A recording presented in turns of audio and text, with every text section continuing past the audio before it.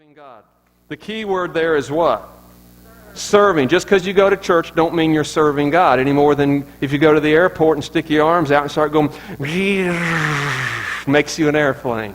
Okay? Serving God. The key word is serving. Serving is the key word. Got that? Okay. How many of you guys were not here last Sunday? Can I please see your hand with boldness? Okay. Okay. We're in a season of teaching in His image, a.k.a. godliness. But even within seasonal teaching, sometimes there are parts that can't be done in just 1 week. And that was the case last week and this week. And we have a little bit of an unusual situation where we didn't get last week's videoed, but hopefully at least by this week you'll be able to listen to it. I think it did get recorded, maybe. Who did sound last week? Did it record? Yeah, it recorded, but I don't know. Okay, so here's what we're going to have to do. I'm going to need you guys to be real patient with me today. I'm going to try to get us out of here before this place heats up. But if I do a little bit of reverse teaching today, I want you just to hang with me, okay? Because this is very, very, very imperative stuff. Okay, let's look at this verse. Genesis chapter 1, verses 26, 27. By the end of this summer, you guys are going to know this verse well. Then God said, "Let us make man in our image, in our likeness, and let them rule over the fish of the sea and the birds of the air, over the livestock, over all the earth, and over all the creatures that move along the ground." So God created man in His own image. In the image of God, He created him, male and female.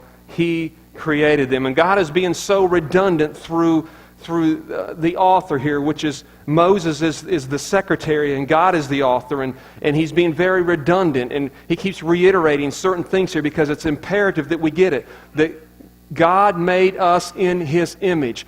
That word Tesla means a reflection, a mirror image, a mirror reflection. We look like Him, not physically. We don't look like Him physically because God is spirit. God doesn't have a look. In the spirit realm, there's probably not a look. Okay? So if we know it's not a look, we know it's got to be a nature. We are made in the nature of God. The Bible calls it godliness, like God, being like God.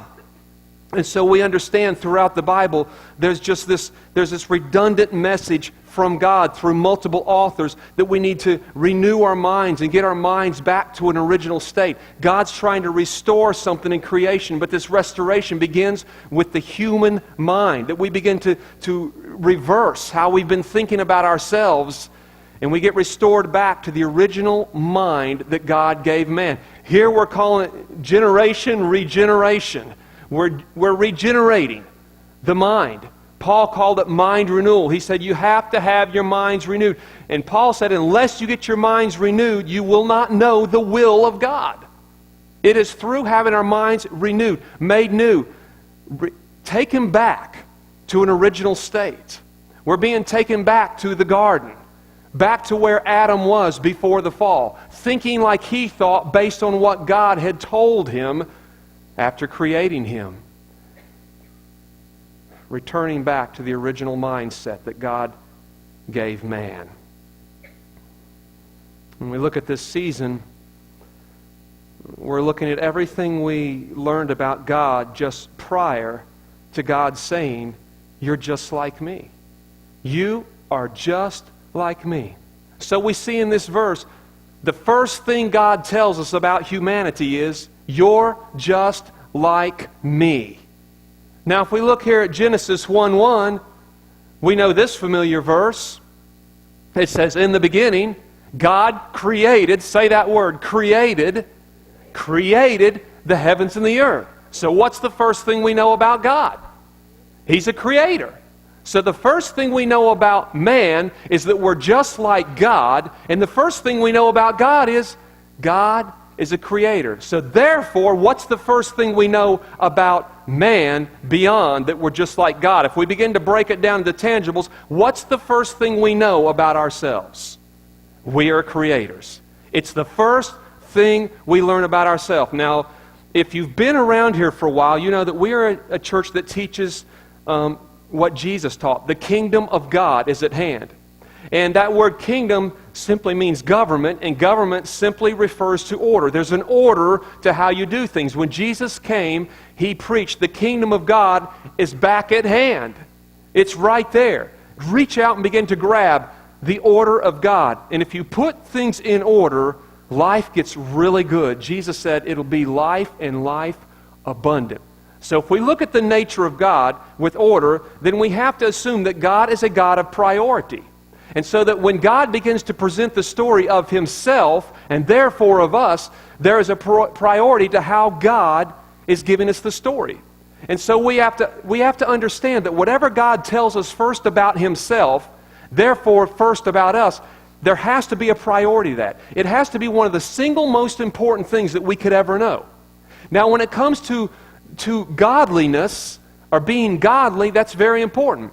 Because if you've been here in this season, you understand that it is godliness that leads us to everything we're searching for in life. It leads us to peace. It leads us to joy. The Bible says that we've been given everything we need for life through godliness. As we re-attain the image of God, the nature of God, it will lead us to great life. And the Bible speaks of it bringing great power into our lives. Victorious, overcoming, conquering power. And so when we look out at humanity and we see there's just a bunch of weak people out there that can't stand up under any pressures, any stresses, can't handle their jobs, can't handle their marriages, can't handle their children, can't handle anything in life, we understand there is one primary thing broken in humanity. They're living in a carnal nature and not a godly nature. Because the more you attain to the nature of God, the more you attain to the life of God. Does that make sense? What's the life of God? It's representing His kingdom. Righteousness, peace, and joy, Paul said. Power. So we must re-attain the nature, the image of God. First thing we know about God, He's a creator. So it's the first thing we know about us. And if you were here last week, we broke this ground and we went into some detail, but we had to stop short because you can only do so much in one setting. So I'm giving you some leftovers for a few minutes, but then we're going to plow some new ground. We look at the story of God in creation, and we see there are specific components to the creation process. Just to say we're creators and leave that alone isn't enough for most people. There are some of you who have the artist-type mind. You're very naturally prone in music, in art, in drawing, in painting, in construction, in crocheting, in something that maybe a lot of people here couldn't even relate to, some strange little unusual craft. You have the ability to think and process in that way. You can relate to God when God steps out and He begins to create and there's not much to work with but a pile of stuff that doesn't have a lot of rhyme or reason, but when you get done with it, it's something beautiful. Some of you can relate to that. And a whole bunch of you can't relate to that, and therefore you think you're not creative. But the reality is there's never been a human being born that was not born, made in the nature of God, which means the first thing we need to know about every single human being born is they are a creator. They are a creator. First thing we talked about last week that is entailed in the creation process is this little thing we called an imagination. And it's not the imagination that Paul talked about where he said we must cast down imaginations and every high thing that we've exalted above the knowledge of God, because the fact that you are a creator, that is the knowledge of God for you. He was talking about something completely different. The reality is you were born with very vivid imaginations. You saw that when you were a child, maybe more than you're seeing it as an adult. It was incredible as a child how capable we were to take a stick, a rock, something made out of mud, something out of the trash can, and turn it into something and play with it all day long. Sticks became guns, right, Terry? Rocks became grenades. I'm speaking as a boy. I don't know what girls did, but everything that a boy did went boom in our imagination, okay? I don't know what little girls played with. I've watched my little girl. She plays with bugs and snakes and all kinds of stuff like that. She's really not into toys. And I'm not discouraging that. I'm actually encouraging that. And I'll say, cut the TV off, get your butt outside and start playing. Well, what do you want me to play with? Whatever you can find.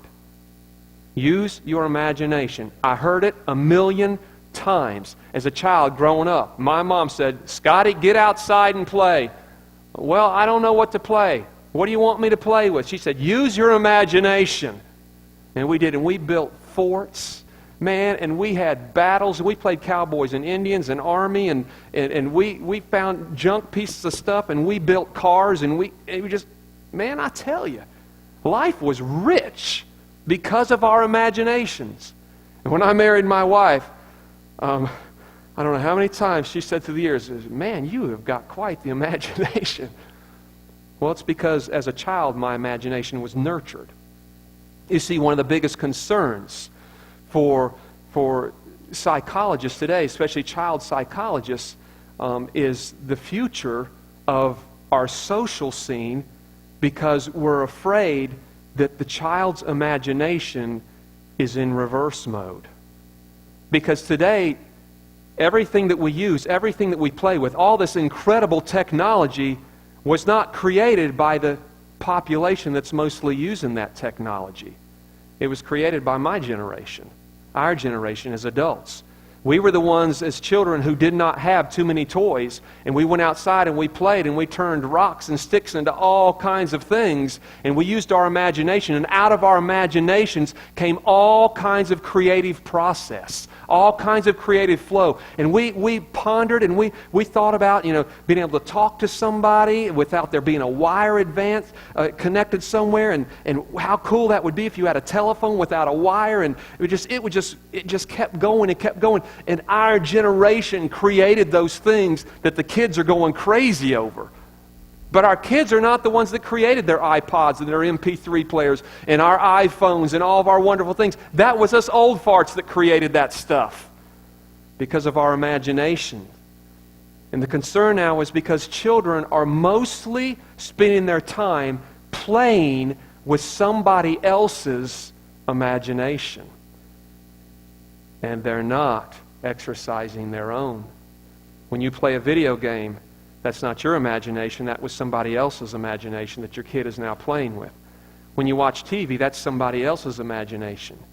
You see, my daughter, she doesn't feel like she can go too many minutes without grabbing one of our iPhones, because they're loaded down with all kinds of cool apps and games, and really I have no use for much of any of it. This may come to a great surprise to you, but I mostly use my iPhone to call people.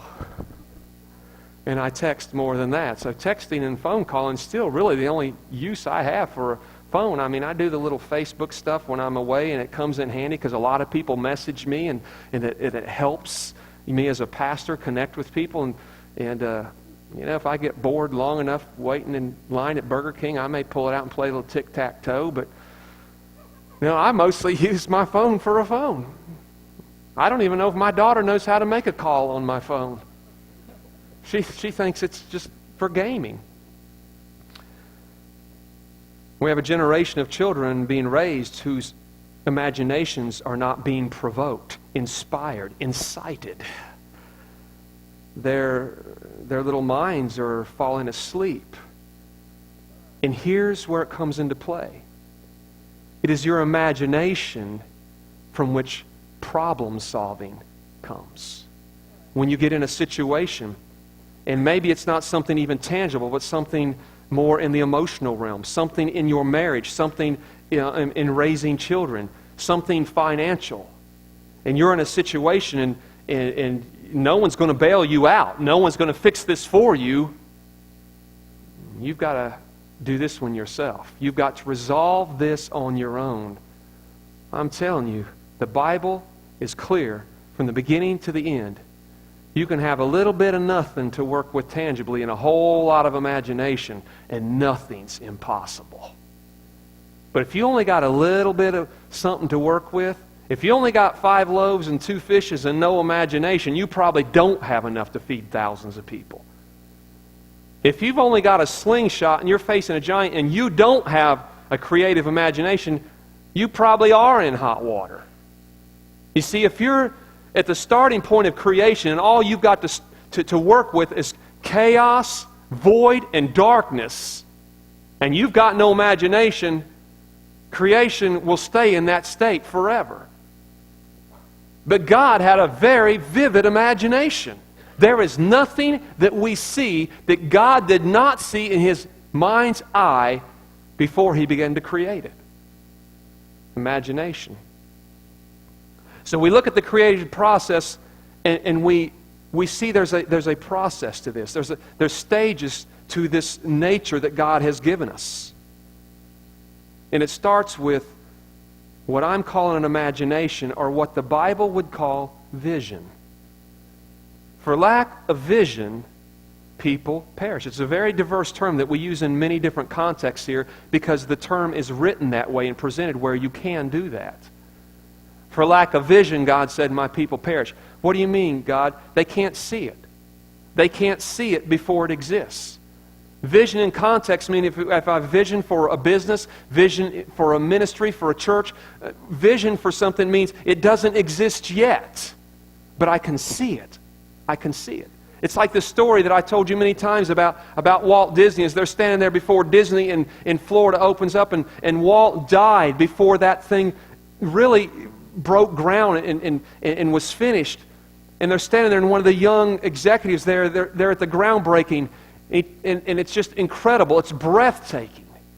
And one of the young executives turns to one of the older ones and says, man, if Walt could have just lived to see this. And the older executive looked at the young one and said, son, Walt did see this. That's why you see it today. See, God saw all this before we saw it. For lack of vision, we perish. What are we talking? We're talking about imagination. What do I imagine my marriage to be like? What do I imagine my lifestyle to be like? My state of living. How I want to live. Yes, even down to the details of how do I want to live with a house and furnishings. And I'm not going to go off on that deep end or anything, but the Bible becomes very clear through the pattern of Israel in the Old Testament that God was even allowing a prosperity in those natural realms if that's what they desired. What is it I desire in my home for my children? What are the secret things in my heart for a business? The spirit of entrepreneurship. It's just imagination. It's vision.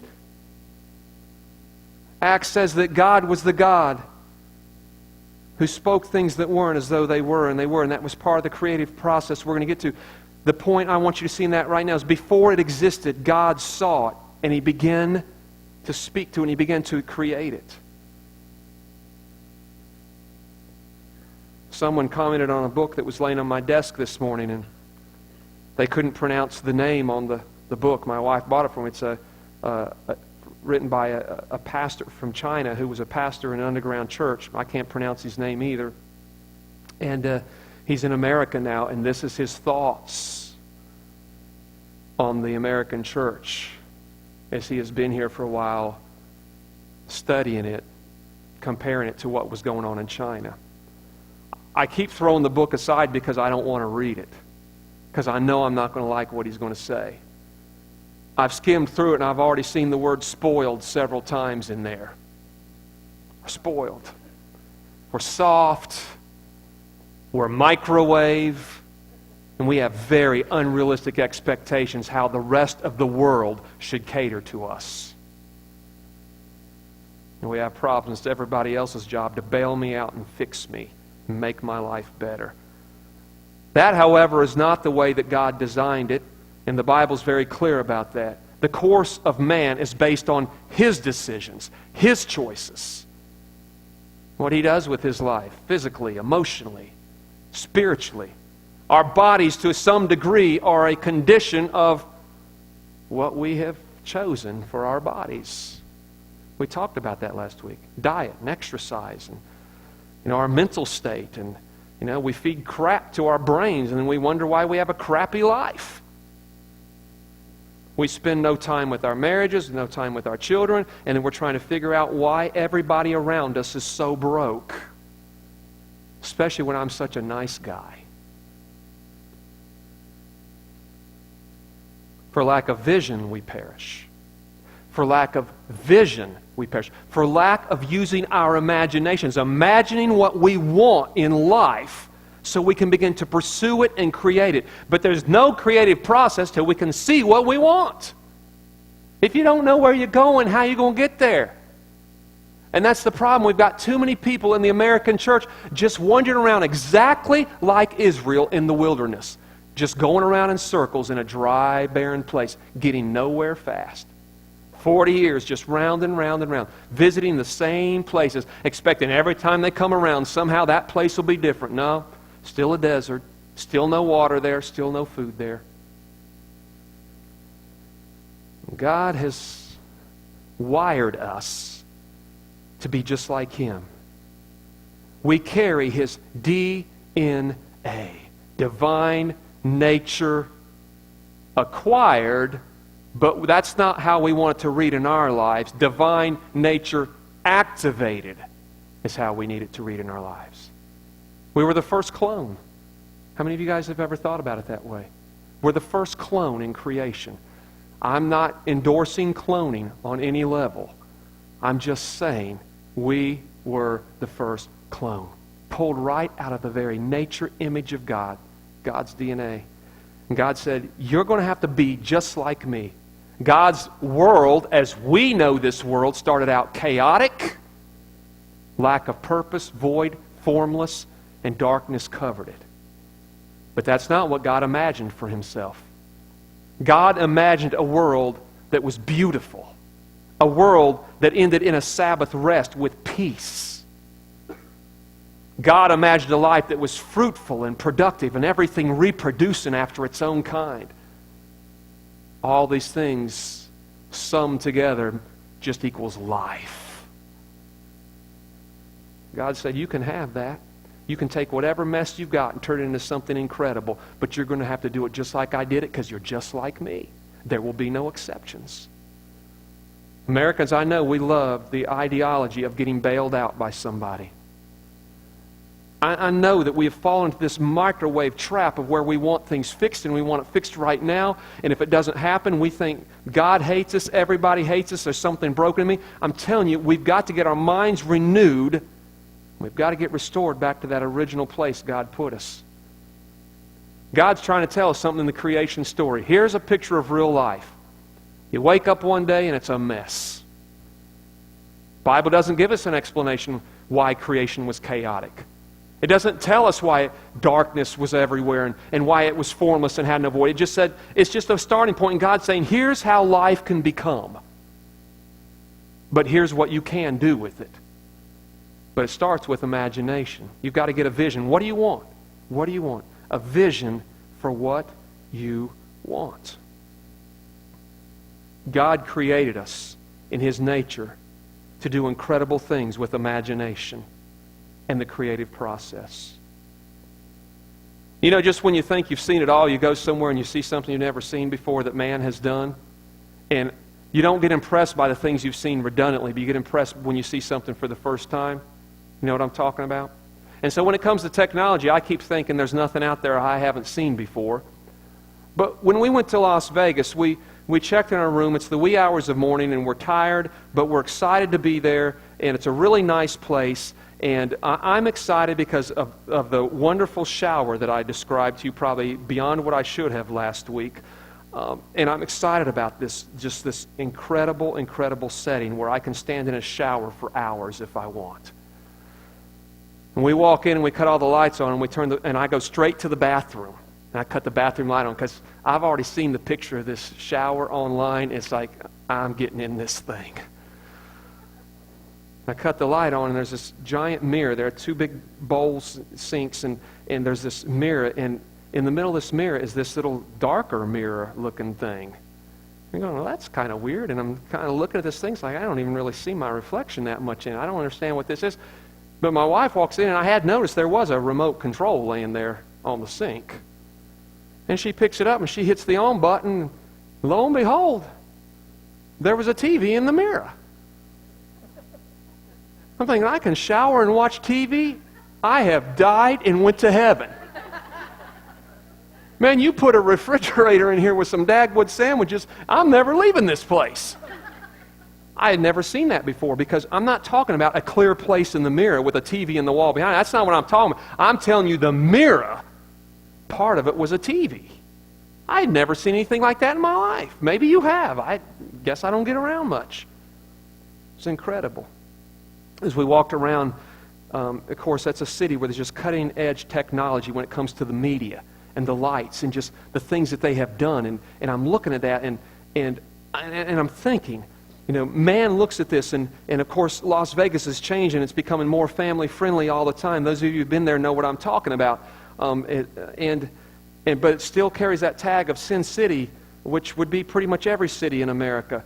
And we're looking at it going, man, God should just wipe this place off the face of the earth. And it's just terrible, the things that happen there. And I don't know what's happening to me in my old age, but I'm changing how I'm viewing creation. And I'm looking at it, and my first thought is, God, you must be looking at this. And these buildings, the greatest collection of architecture in the United States, and maybe in the world, because a lot of the old architecture that we look at, we're impressed because they could do what they did when they did it.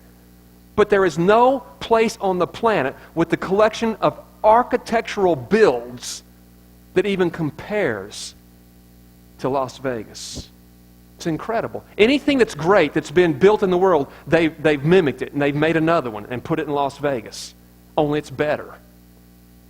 And people look at it and go, oh man, this is dangerous, and man is stepping off the edge here, and we're going too far. And I'm looking at it going, Father, you must be so proud of the things that we're accomplishing. See, I grew up in churches where people would take some scriptures out of context, and they would say, yeah, the Bible prophesies that in the last days knowledge will increase, which it does. But then they would act like that was something evil. But the Bible never says that's evil. It just says that in the latter days, knowledge of mankind will increase. And it is happening. But it doesn't present it as an evil or a bad thing. It's just a statement. If God made us in His image, in His nature, to be like Him, and the first thing He shows us about Himself is, I'm a creator, watch what I can do. Do you not think that that is a priority to God as He's watching us to see what we can do with the creative process? I shared it for the 6 of you that read the stories on the back of the bulletin. Close your ears and I'll share the stories with everyone else. I mean, we're flying home, and you know, I ponder a lot of things when we're flying, because I don't know, you look down at the earth and sometimes you can't see it at all, and when you can see it, it looks different from 30 and 40,000 feet than it does when you're standing on it. And you see how it's really laid out, and the things we take for granted. And I was just pondering how I take for granted just getting in an airplane, and the thing takes off down the runway, and now you're up in the air, and you're hovering 30, 40,000 feet above the earth, and you're going from point A to point B, and you're not falling. And I understand aerodynamics to some degree. I understand lift. I understand those things. But sometimes that doesn't explain things any better than the beating heart is an involuntary muscle, and that's why it's still pumping. See, there's still something going on there that's a little bit supernatural. I'm thinking, wow. And then a little mini revelation moment. And I can hear the Spirit of God saying, yeah, if you remember when I created you guys, I created you to rule. And I gave you 3 realms to rule in. You rule in the skies, you rule in the waters, and you rule on the earth, on the land. It was presented as there's birds and fish involved, but that wasn't the point. The point wasn't go rule over these creatures. The primary point was, I want you to rule in every realm on your planet. The sky, the land, and the seas. And we've created ways to do that. We rule in the air. We rule in the seas. Not the deepest part of the seas yet. We rule on the land. And we look at things and we skate right past it, thinking it's spiritually insignificant, when to God it could be the huge things. Because we're so twisted up in trying to refrain from sin. And if you were here last week, and I won't go down this road much today because we spent a lot of time on it last week, but we're so, especially generationally and culturally shaped, that godliness is abstaining and restraining, and we keep people right there at that tree of knowledge of good and evil. This is good, this is bad, this is right, this is wrong. Eat, eat, eat.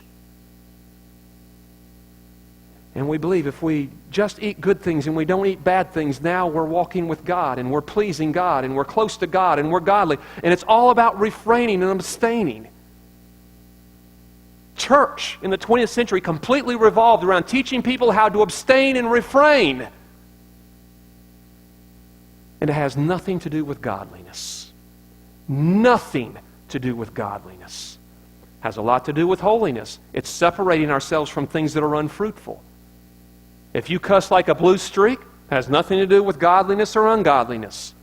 If you cuss like a blue streak, it doesn't mean you're lost. You may come off looking very ignorant to the people around you. The people that hear you talk like that may say, yeah, they're not very smart, are they? Because we're like that. It doesn't impress a lot of people, but it doesn't mean you're going to hell, and it doesn't mean that you're being ungodly. God probably doesn't cuss. So what I want you to understand is if I don't do the things God doesn't do, that doesn't make me godly. If God isn't this and I'm also not that, that doesn't make me like Him. How He is and me being how He is what makes me godly. There's all kinds of addictions and all kinds of things that we get our lives wrapped up into, and they're not even, most of them are not even heaven and hell issues. They are fruit issues. And our lives end up being very unproductive. I'm telling you, if that we will concentrate our lives in conforming to the nature, the image of God, truly becoming godly as God would define becoming godly, you're not going to be struggling with all that abstaining and refraining stuff so much. Take it from me personally, because I struggle with pretty much everything out there. Not anymore. Some things, some days more than others. But if you devote your life to godliness, trying to attain how God is. So I look at our lives and we look at person A and we're going, man, that person just, man, they go to church and they pray 3 hours a day and they, you know, they don't cuss and they're not having any affairs and they're good to people, they're just nice people. Oh, how godly that person is. I'm telling you, that person is doing some pretty good stuff and some fruitful stuff, but it doesn't mean they're godly. And you've got person B over here that maybe they don't even really know who they are yet. And maybe they haven't even really been led into a relationship with Jesus Christ yet. But this person has an imagination, and they're creating things, and they're creating cures for things, and they're creating technology, things that makes life more fruitful and more beneficial. And I say the Father's looking at that person saying, that person is just like me. I didn't say they had a relationship with God, but that person may be more godly than the person over here that's doing all the religious stuff, but they have no imagination. They're doing nothing creative in their life. They're not involved in really doing anything that's bigger than themselves, but they go to church and they do the church stuff. Are they godly because they do the church stuff? Or are they more godly because they're tapping into the nature of God and they're using their imagination. They're problem solving. It's that MacGyver spirit we talked about last week where they've learned to adapt to things and they've learned how to take a little bit of nothing and produce a whole lot of something out of it. They've learned in their marriage, no one's going to rescue me, so I'm going to have to figure this thing out and get an imagination. What do I see that I want? It's the first step to the creative process, seeing what you want. What do you want? I told you last week, God's not Geppetto and you're not Pinocchio. That story is so spiritual to me. You've got Geppetto, the creator, and you've got Pinocchio, the creation. Funny enough, he's made out of wood, isn't he? What is used to represent man through the Bible? Wood. Wood. Isn't that interesting? What's Pinocchio's biggest problem? He's a sinner. He's a liar. And every time he sins, it's very obvious. His nose grows. Everybody sees it. Pinocchio is battling condemnation like crazy. And now Pinocchio's upset because he's thinking it was better just back there when he was hooked up to some strings and Daddy was just pulling the strings for him. But that's not what the Father, the Creator, Geppetto, wanted from the beginning. He wanted a real-life son, didn't he? He didn't want a puppet. It's just he didn't know what to do, so he carved out of his own nature, physically speaking, this puppet. And somehow life got breathed into it. And when he became a living, breathing son, guess what he didn't need attached anymore from him to the Creator? Strings. But we still want strings. We want our Creator to pull the strings and fix all the problems in our life. And God's saying, that's not what I wanted. I wanted a son, sons of God, made in my image. See how I am? You be like I am. Chip off the old block, like Father, like Son. And we've exhausted ourselves, especially in the American church, teaching a pseudo-holiness and a pseudo-godliness, man-made and religious as can be, dead as the old covenant, still, in fact, the old covenant. It's all about doing and don'ting. Deuteronomy and Doneronomy. It's all about the rules.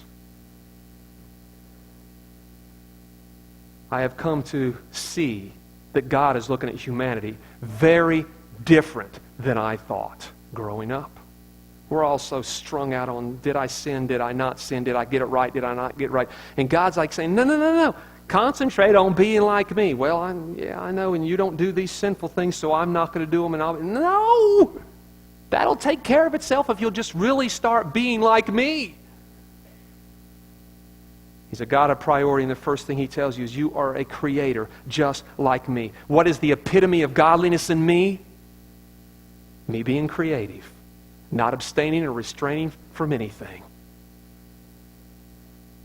Using my imagination, having vision, seeing what I want in my family, seeing what I want in my home, seeing what I want in my life, the business ventures, the ministry ventures.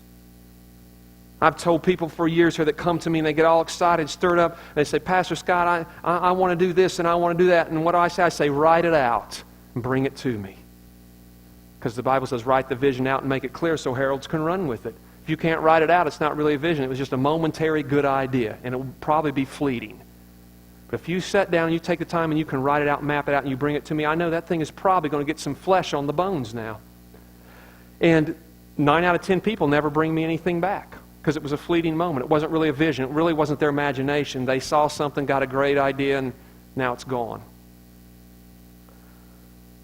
And I found that a lot of people want to be in ministry if I will create the ministry position for them, fully fund it, get it kick-started where it's functioning, where they can just step right in now and just take the reins and keep it going. And there are a few ministries we can do that with. But there's a whole heck of a lot of other ministries that don't exist, that need to exist, that I can't create for you because I don't even have a vision for it. But you do. Vision for ministry for those people that are getting lost in the cracks and the crevices of life. Not everybody can be up here under a spotlight and teach on Sunday mornings. I say this with humility. I don't need you to do that. I need you to do things I can't do. I need you to do things that are in your heart to do, that where you've got vision and you're motivated and you're inspired and you've got a burden for that thing and you see how to do this thing. I can give you advice and counsel, and I can give you some general advice how ministry works, but you got to take the seed that's in you and you got to plant that thing, man, and you got to stop sitting around waiting on someone to launch you into ministry. Nobody launched me into ministry. You got to stop sitting around and waiting on someone to fix your marriage. You don't need someone else to fix your marriage. You have everything you need in you to fix your marriage. I'm spending way too much time on this because it's not the main point I even want to get to today in this process. An imagination, a vision. Without it, we perish. We perish. We go nowhere. Step 1, you've got to have an imagination. Step 2, you've got to look at what you've got and say, you know what? It's not everything I wish I had, but it's all I've got. It's reality. As Dr. Phil says, it is what it is. Stop whining. Stop crying. Stop singing the blues. Take what you got and begin to use that thing. Manipulate that thing. Nurture that thing. Begin to use what you got. It may only be 5 loaves and 2 fishes. It may just be an ox goat. It may just be water when you need wine. Take what you've got where you're at. God comes to Moses and he says, Moses, and Moses doesn't say anything because he doesn't know who's talking to him. And now he notices this voice is coming out of this burning bush, and if he's saying it all, he's freaking out. I would be. And God begins a conversation that day that lasts for a while with Moses as he explains to him, I want to use you to be a Savior. I want to use you to set my people free. I want to use you to be a great preacher. I want to send you out to deliver thousands and even millions of people. And Moses is looking at his life. I'm just a simple shepherd at this point. What do I know? How am I equipped? I have nothing to work with. He did have something in his hand, though. He had a staff. God said, Moses, what's that in your hand? Because Moses is arguing with God. I can't do this. How many times do we say that? God says, Moses, what's in your hand? He says, it's a staff. He said, take what's in your hand, throw it onto the earth. It's very spiritual. It's a very supernatural picture. You've got to see. He's saying, take what you've got in your hand and begin to sow that thing in the earth. He said, throw that thing on the ground. He threw it on the ground and it became a serpent. I want you to understand the point behind the story here because it had nothing to do with it being a serpent. That is totally irrelevant here. He's trying to say, Moses, I'm trying to give you vision here for your life, and you're saying, I have nothing to work with. All I have is this staff in my hand, and I'm trying to show you that what you have in your hand is more than what you think it is. You think it's just a dead piece of wood, but when you sowed it into the earth, it became something living. It began to move. It began to crawl around. And then he told Moses, I'd pick it back up, because I want you to know from now on what's in your hand is more than what you thought it was. What's in your hand is more than what you think. What you've got to work with, well, but you don't understand my marriage. I've told you before, if you're both still alive and breathing, it's not too late. It's not too late. You've got to have an imagination for what you want. You've got to have vision. What do you want with your life? Ministry, family, business, vocation. What is it you want with your life? Get a vision for it. Imagine what you want. And now look at what you've got to work with. Whatever it is, it's enough. It's a good starting point. Story after story in the Bible. God has big vision He dumps on people's lap and they have almost nothing to begin working with. But the end result's always pretty cool, isn't it? I want to quickly show you this third step in creation where God uses Himself as the pattern and He says, and you're going to have to do it just like me. You're just like me. Watch how I do it. Do it like me. So we're in a mess. We're just in a mess. It's chaotic. But we know what we want it to be. We in our heart, we know what kind of marriage we want to have, what kind of family, what kind of vocation, what kind of business venture, what kind of ministry. In our heart, we've seen these things. And that's where we start. And then we look at what we've got to work with. Okay, I'm alive. I'm reasonably healthy. I don't have a whole lot to work with here. Got a little bit of education, not a whole lot of education. We take all the components. And then God says, and now I want you to see what I begin to do from day one. Didn't have much to work with. All I had was an imagination of what I wanted to see. I didn't have much that first day to work with. And God begins to show us what He does to change that, to recreate that. And it's something we've talked about here many times in many different seasons, and we keep underestimating it. And He begins to talk to it. He's imagined what He wants. He takes where He's at, what He's got to work with, and He just begins to speak to it in very specific ways. And with each day, each season of the creation process, He keeps changing what He's saying, and the thing He's trying to create keeps changing in nature. The more he talks the right way to it, the more it becomes what he imagined. You need to hear this today. He starts with what he doesn't want, but he sees in his mind's eye what he wants. And to get it from what he doesn't want to what he wants, he just day by day begins to talk to it in a very specific way. And the more he talks the right way, the more it begins to become what he always wanted. Now, the Bible's very clear about this power of life and death in our tongues. And I'm not going to go deep down that trail today because we've done it too many times. And most of you should be very grounded and founded in this conversation. But we need to be reminded that it's a bottom line truth that no one can change. That out of the mouth, the words, they carry life and death, Solomon said. He said, and they produce fruit. He said, you're going to love the fruit if you can talk the right way. He said, you're going to love the fruit if you can talk the right way. The greatest prophetic reminder to the New Covenant church was, let the redeemed of the Lord say so. Say. Because it carries weight. Joel and Paul, both. Paul was probably echoing Joel because he knew what Joel had written. He said, when I am weak, I will say, I am strong. When I am weak, I will say what I want to be, what I envision myself being, what I have imagined myself being. That's what I'm going to say. When I'm weak, that's when I'm going to say, I am strong. The power of speech is primarily incredible because nobody... You hear yourself talk more than any other person.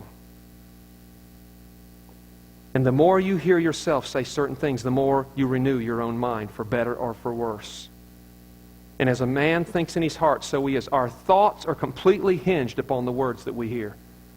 You show me someone with low self-esteem, carrying it, man, like bad baggage through life. I'll show you someone that their whole childhood they probably heard, you're a loser. You can't do anything right. You're stupid.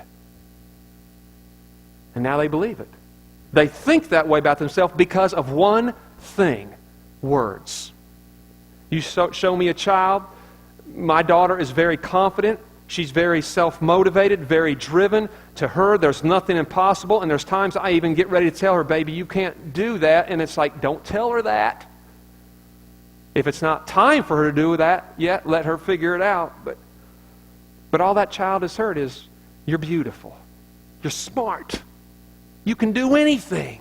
There's nobody like you. She believes it. Why is she like that? Because of words. The condition of our life is a result, a picture of words we've heard. Now, I can't do anything about what parents have said to you or me, or I can't do anything about what teachers or bosses or friends, people in my peer group said, but what I can control is what I say about myself. And I hear myself more than I hear all them. Can I tell you something? The only one listening to God in the creation story was God. He was saying it, and He was hearing it, and there wasn't anybody else really on the planet yet to hear it. Maybe angels heard it, but it wasn't about them. God could have done it a lot of different ways, but He did it this way because He was trying to show us this is how you will have to do it. Now, I want to make this thing user-friendly, and I want to pray for you. I know it seems like I should really just massage this thing for a while, this third step. We imagine, we take what we've got, and we begin to speak to it. That was the only components of the creation story, just those three. There were no tools involved, no hammers, no nails, no computers, no software programs. There was imagination, the acceptance of what you had to work with,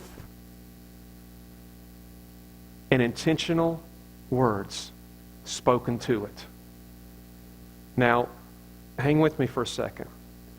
Because I know by nature we're very extreme as human beings. And we've shown that in church circles as much as any place else. And I need you to hear me close here because I don't want you to think that I'm saying something I'm not saying. I grew up in Pentecostal and charismatic circles. I've always been kind of accustomed to this speaking of life and death and the power of prophecy, the power of confession and declaring and stuff like that. But the problem is, for the most part, we took that thing out in such far away fields that the average person could not relate to that. And what has happened is we've turned our speech into just another dead religious practice. We'll tell people, confess this 10 times every day, or just start confessing this. Well, you know what? Water baptism can just be a dead religious event, or it can be a very powerful, transforming thing. Communion can be a very emotional event for an individual, or it can just be a dead religious practice. Praying can just be dead religious repetitions, or it can be a very intimate encounter with the Father. You see what I'm saying? Confession, saying, okay, this isn't what I want, so they taught me at church to start saying this over and over again. That can be a thing filled with great life, or just as dead as every other religious practice out there. So, I want to take you where you're at. I'm going to assume that nobody here today is riding the planes out there with Gabriel where they've mastered all this stuff and they're flowing perfectly in this stuff. So I'm going to take you back to the place this thing has to start and where it has to stay. Even if you add things to it, it has to stay in this realm with the power of speech. And it's that realm that we all have the power to operate in. I want you to think about this. How many of you guys are married? How many of you guys would say, man, I've got an incredible marriage? How many of you guys would say, my marriage stinks? And if you don't believe it, ask my spouse. They're sitting right beside of me. No hands. Good. I didn't expect you to raise your hands at that.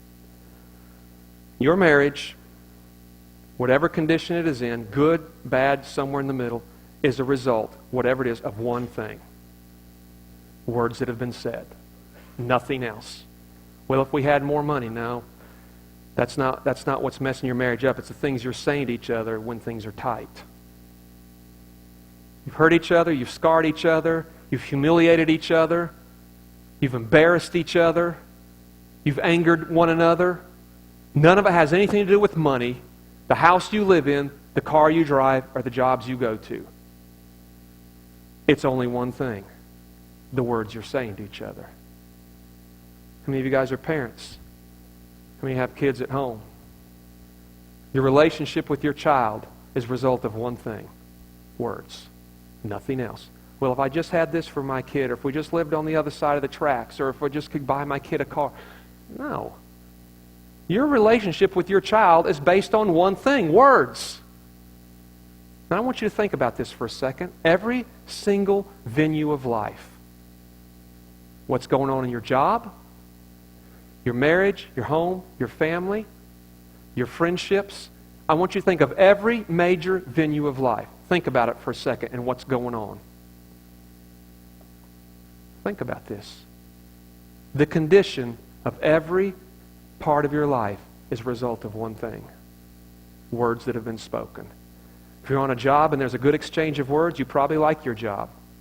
If you're on a job where there's a bad exchange of words and there's a lot of gossip, complaining, griping, your boss says mean things to you, you probably hate your job. It's every part of life. Life is a result of one thing, words. So God's trying to tell us something. Starting with chaos, huh? Well, what do you want? Well, here's what I want. Okay? You want to change it? Yeah.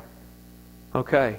It's not going to change overnight. Forget the microwave. Throw it out. It's going to take several seasons. But here's how it's going to change from day one to this final day where it's going to be beautiful, productive, full of peace and rest. There's only one thing you got to do. Really, God? Only one thing? Yeah. If you want to be a creator like me, there's only one thing you got to do. What, God? Do I need to be able to shoot fireballs out of my hands? Or what do I need to do? No. You just got to exercise the self-power to watch how you talk to it. That's all you got to do. There's not a single marriage on planet Earth that can't be reversed with words.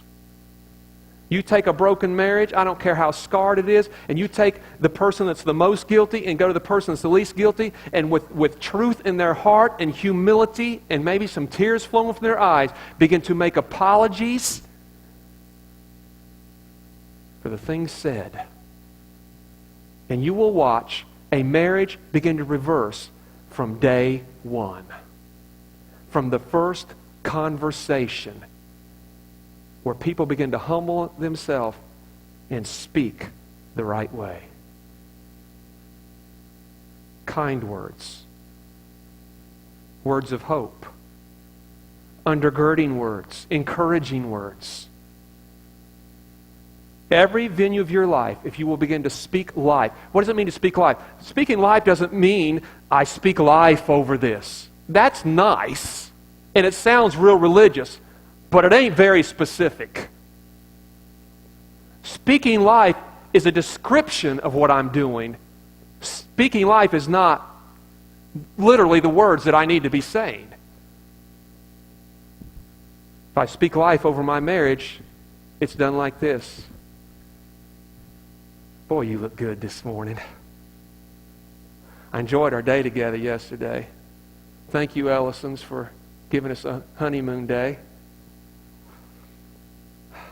And you don't think you can cook that good, and you don't cook that many things yet, but the things you do cook, except for those scrambled eggs that time, not bad. Is there any marriage that won't turn around speaking words like that?